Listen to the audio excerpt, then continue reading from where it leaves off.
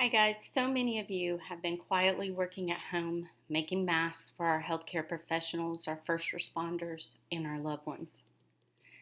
You've poured over different patterns, materials, etc., to make it the safest you can.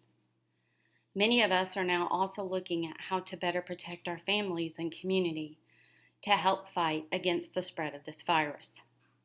This question of safety and protection led to a Journey investigation poring over research and other materials found on the internet. It became clear that there may be some real things we can all do to add better protection, and so we put the information together in this slide, and we're hoping to make sure that we can share all we have learned.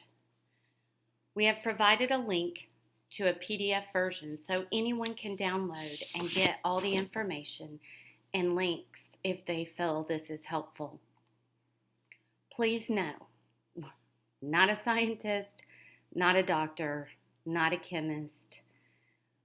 We are just putting information that we've gathered and felt could possibly help protect our heroes and those we love.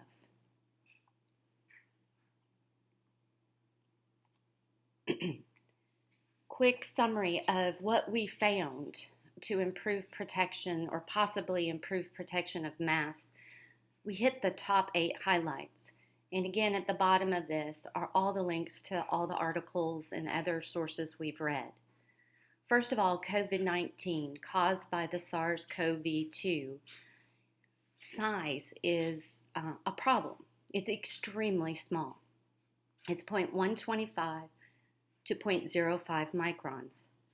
Many N95 and HEPA filters are designed for 0.3 microns or higher. So we went on a journey to find out if cloth masks were useful, other ways we can add protection to these masks, and this is what we found. According to the EPA, citric acid destroys the virus's outer membrane. So we asked ourselves, can citric acid be applied to material? And yes, research has done this to fabric and has proven to be effective in killing pathogens that come in contact. They've primarily worked with MRSA, but since the EPA states citric acid kills coronavirus, we felt this was important. Other coronaviruses are also been studied, and they found that they can be destroyed when they come in contact with copper, especially ionized copper or copper oxide. In fact, many hospitals in the world are now switching to copper surfaces. Copper and zinc mixture is what ionizes copper, and research shows that it has been infused in fabric and that it is effective in killing viruses, and some of the research was directly on coronavirus strains. Citric acid, copper, and zinc are safe to humans, and several studies on animals show no skin sensitivity issues to copper and zinc. Now, some may be skin sensitive to citric acid, so we'd want to use this as the outer layer. Other antiviral textiles have used citric acid as an outer layer, and copper or copper zinc infused material as a secondary layer. Curade had antiviral masks out on the market at one time. And there is research that many N95 manufacturers are using copper oxide in the layering. Citric acid, copper sulfate, zinc sulfate, these are readily available that we can get on Amazon and other places. And they're easy to manipulate at home using simple protective gear when mixing, such as eye protection. Also, you can get citric acid in anywhere that canning supplies are, such as Walmart, Amazon, or you can use lemon juice or lime juice to make citric acid if you do not have the powder. And we have a slide that has the solutions we've looked to figure out the 10% ratio. So for our masks, whether you're doing surgical or you're doing the cone or dust mask shape that have the pockets, you can do inserts into those with the solution mixed onto those fabrics. You also, if you're not a sewer, can simply add these things to scarves or other fabric you have at home that you're going to use as a mask. And there's a link with Remedy link at the bottom that shows how to do this kind of quick way. So anybody can do this. What we're doing here is we are making a pocket mask, and we are putting 2 layers inside, or inserts. Our outer layer, we're using a breathable polylaminate. This material is getting hard to find, but if you have at home any kind of water resistant or waterproof breathable material such as umbrella, a light raincoat, or windbreaker type material or tent material, you could use that. The filter layer, we're using a broadcloth, and we're soaking it in the citric acid, and we're high heat setting it in our dryer. The third layer, we're using a knit spandex, mostly cotton fabric, and we're soaking it in the copper sulfate, and we're dry setting it. And then our inner layer, we're using athletic wicking to keep the moisture off our face so that we don't get rashing or anything for our healthcare providers who wear these masks for a long period of time. So at home, if you can't get these materials online, you can use in your filter layers, you could use pillowcases, you can use material from pillowcases, you can use cotton t-shirts, and the inner layer, you can grab an old athletic shirt that has the wicking and use it to cut out your pattern on these materials. Our hospital people have given us feedback that they prefer the ties instead of the elastic, as sometimes you can't get the exact size, or at least don't sew the elastic so they can tie it. This slide shows the solutions, how to mix them. So for the citric acid, the CA, make sure you wear gloves because it's acidic. You're going to use 1/4 cup citric acid to 2 cups of hot water.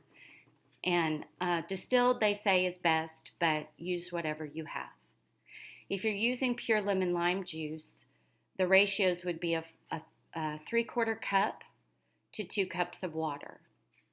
So you mix and you set your material into the solution after you've already laundered it and dried it. Then you'll dry it in your dryer on the highest setting. This is just to make sure you can set the citric acid so that it can go through a few washings. The research did 359 degrees and said it lasted 8 to 10 washes. An internal dryer, a regular at-home dryer, is typically between 145 and 155 degrees at the highest setting. So we're just doing an educated guess of 3 to 4 washes. Do note that citric acid will yellow fabric across time. And again, there may be some skin sensitivity, so this may not be the layer you want right next to your skin. For the copper zinc, you would wear gloves and some eye protection. And do not use any metal utensils, bowls, or storage containers because the metal can oxidize and leave these little brown precipitates, so you don't want to have that. The ratios are a tablespoon of copper sulfate, a tablespoon of zinc sulfate, and a liter or approximately a quart of water. You mix, and you do have to be patient. It takes a lot of mixing to get it dissolved, but you mix and set the insert pad or your material in the solution. And then you would want to air dry, according to most things we've read. Copper zinc does dye your fabric. It makes pretty colors, so just keep that in mind. And I really couldn't find any information on how copper zinc holds up to laundering. I did see that they did treat some of the material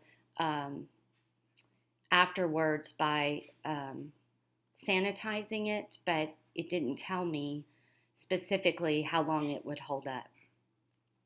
Note that you can mix this solution and store it for quite a long period of time. So these next slides have the links and the videos. And again, you can get that in the PDF for all different ways to make masks. The pocket surgical mask, the rounded mask, and this has a downloadable pattern. A filter mask that has not quite as high as HIPAA MERV count, but Filty is now providing their material that's a MERV 13 grade. And if you look on our link, you can click on what those MERV ratings mean and what MERV 13 protects against in terms of particle size. You can also use just a plain surgical mask, and you can use this video, the HEPA filter mask. This was created by Dr. Sethworth, and you could use that pattern, and you could soak one side in the citric acid and the other side in the copper sulfate zinc solution. Also, Joann's Fabric Store, this link, they have a ton of resources for mask making. We also wanted to share some other applications we thought about for those on the front lines, that you could wear an underlayer of cotton shirts and leggings soaked in the copper zinc, and an outer layer such as scrubs or uniforms could be soaked and heat dried in the citric acid solution, just as another layer of protection as you're out or up close to those who unfortunately have gotten COVID-19.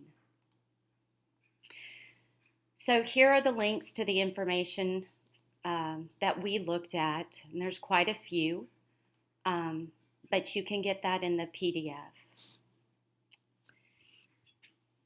We hope that this is information that's helpful. We hope that if you have any questions, you can instant message us, or you can contact us in the comments below.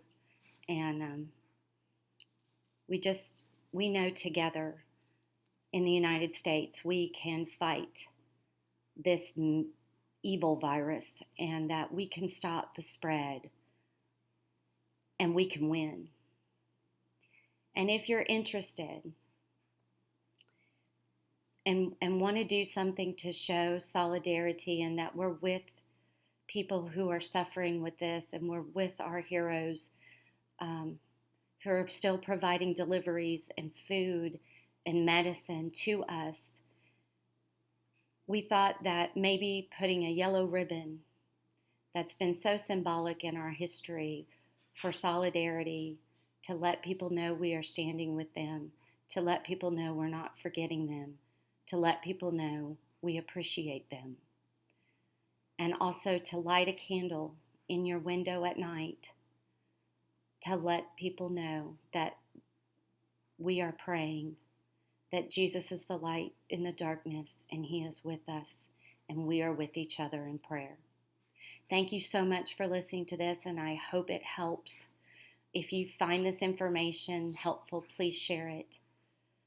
Thank you, and God bless.